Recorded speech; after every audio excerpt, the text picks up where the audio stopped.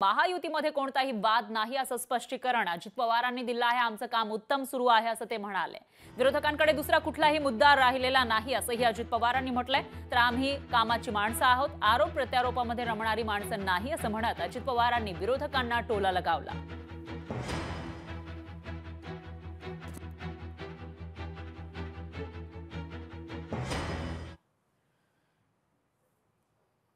आमच्यात कुठलाही वाद नाही, कशाही काही त्याचा मतभेद नाही।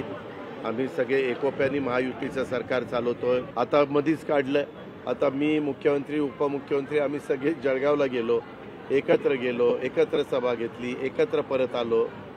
आता हा विरोधकांना दुसरा कुठला मुद्दा राहिलेला नाही म्हणून अशा पद्धतीचा बदनामी किंवा लोकांच्या मध्ये कारण असताना समरवस्था निर्माण करण्याचं काम कोणी करत असेल तर नाईलाज आहे, मला त्याबद्दल बोलायचं आहे।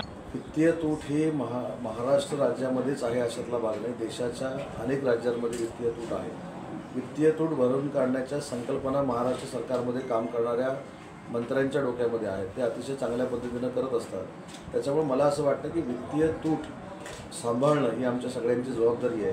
वित्तीय तूट वाढू नये ही देखील आमच्या सगळ्यांची जबाबदारी आहे, पण ती भरून काढण्याचं कसब देखील सरकारमध्ये आहे। ही प्रोसिजर आहे, त्याच्यामध्ये वाद करायचं म्हणून सांगितलं। बाकीचे जे महाराष्ट्रातले नेते आहेत त्याच्यापेक्षाही परिपक्व नेते आहे, हे सूत्रवृत्त काही नसतं, अतिशय कॅबिनेट चांगल्या पद्धतीनं चाललेली आहे। फाईलवरनं वाद सुरू झाला मंत्रिमंडळामध्ये।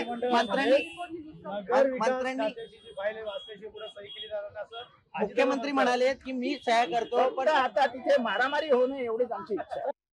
मंत्र्यांमध्ये काहीच नाही हो, गुणागोविंदाने सगळं चाललंय। काल मी गणपतीच्या मीटिंगला गेलो होतो, पालकमंत्री मुंबईचा म्हणून। दादा आणि आमचे साहेब दोघे जण अगदी मस्तपैकी मीटिंग चालवत होते। लोकशाही मराठी ऐका, पहा, जागरूक रहा।